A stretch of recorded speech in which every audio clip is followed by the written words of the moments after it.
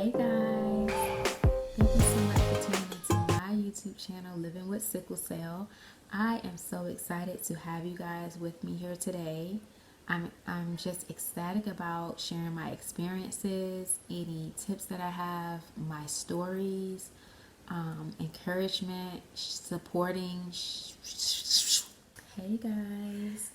Thank you so much for tuning in to my YouTube channel, Living with Sickle Cell. I am so excited for you guys stopping by so that I'm able to share my experiences, any tips that I might have, any stories that might be intriguing, networking, connecting with others, and just spreading awareness of sickle cell. And you might ask, what is sickle cell, or what does sickle cell do, or what do you go through? Girl, I got your answer. Let me start off by introducing myself. I'm Lou, and I am living with sickle cell. And I've known about sickle cell all my life. It's an inherited disease, so I was born with it.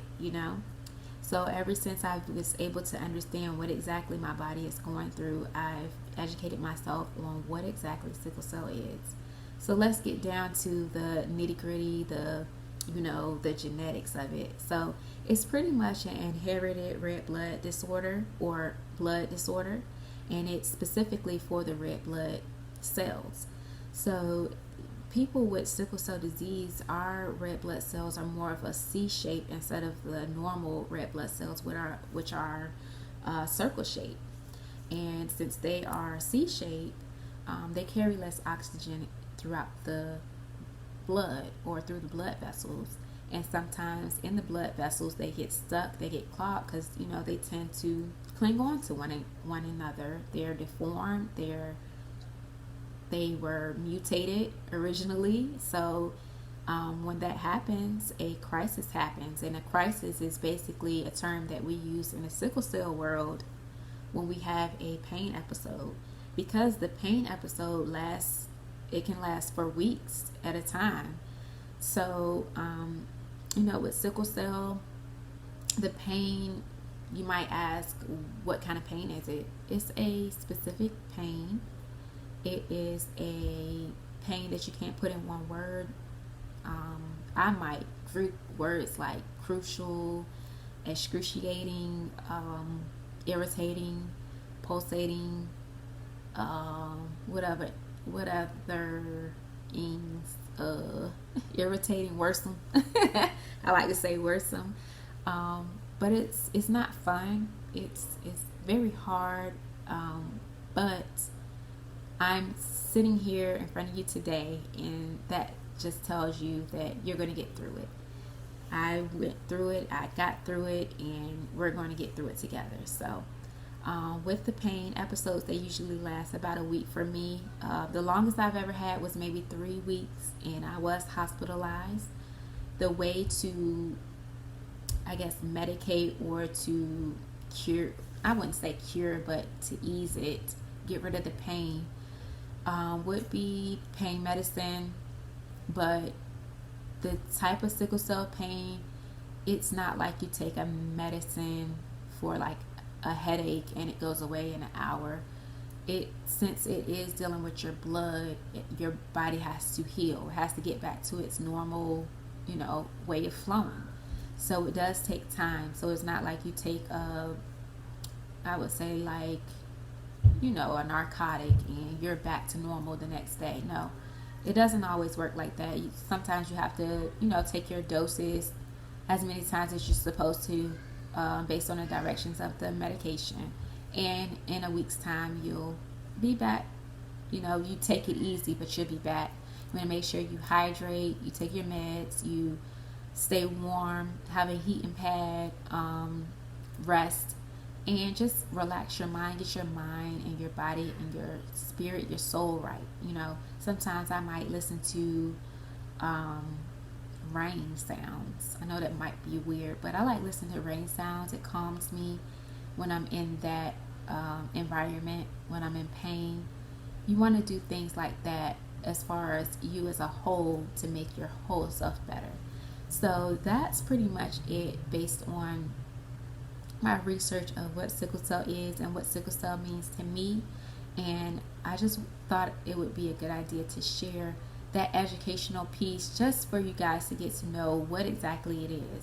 And like I mentioned, it is an inherited disease, so it's not something that you can catch from somebody, but you can get it passed down to you from your parents. So, like with my parents, both of my parents had the trait. So, therefore, since both of them had the recessive trait, it caused a dominant gene and for their offspring, which caused me to have the disease. So, if you remember, like the Punnett squares you used to do in science class, you can kind of draw it out and kind of figure out what the probability of your offspring or what your parents' offspring might have. If they have the, disease, or if they have the trait, you can kind of figure out what it would be like. So, I remember back in the day, or, my parents saying, they didn't really have awareness for it, or I don't remember getting tested for sickle cell disease or whatnot. And I know now that it's becoming more prominent because they see that sickle cell is a problem, and we don't want our kids to suffer. And one of the main things I did when it was time, when we were talking about having a baby, or pretty much it was before we got married, I did ask him, do you have sickle cell? Because I was planning on having kids with him eventually, because we were doing well. We wanted to get married and have kids. So I did ask him that question. So it's okay to know your status and to ask your mate those questions, because I promise you, you do not want your child to go through this. I feel like the voice for sickle cell needs to be louder, and hopefully, this can set the tone. I'm hoping it can set the tone and spread more awareness, and people can hop on the bandwagon with me and join me with spreading awareness more. So, like I mentioned, that is what sickle cell is. That is what I have, and I would love to share my journey with you guys. Share what I go through on a daily basis. Share any stories that I might have that might help somebody. Share what things that help me and what to look out for, because I've had this since I was born, and since I've been able to understand, you've gone through trials and tribulations and things that cause that pain to come about, and you start to learn the pattern, like, okay, if I do this, then that happened, and if I do this, then that happened. So you start to really define what you should and should not do. So we're going to talk about stuff like that. We're going to talk about stories like, I got some stories. I got some funny ones. I got some scary ones. I got some, some emotional ones. But, all of this has brought upon a great journey for me. And I can say I am doing fairly well, for the simple fact that I am able to get on this and share my story. So here it is, and I hope you guys enjoy. Please like, subscribe, and share this channel. If you have any questions, leave your questions there. I'm not a doctor, so if I may have said something that doesn't sound right, don't beat me up. I'm going by what I know and what I go through. So, and if you do have any questions, I can always, reach out to my hematologist and ask them those questions and get back with you guys, or I can answer the question based on my knowledge. So, yeah, I'm glad you guys tuned in, and I hope to see you again soon. And thank you so much for tuning in. I was so nervous, but, we got this thing. So, I'll see you guys again.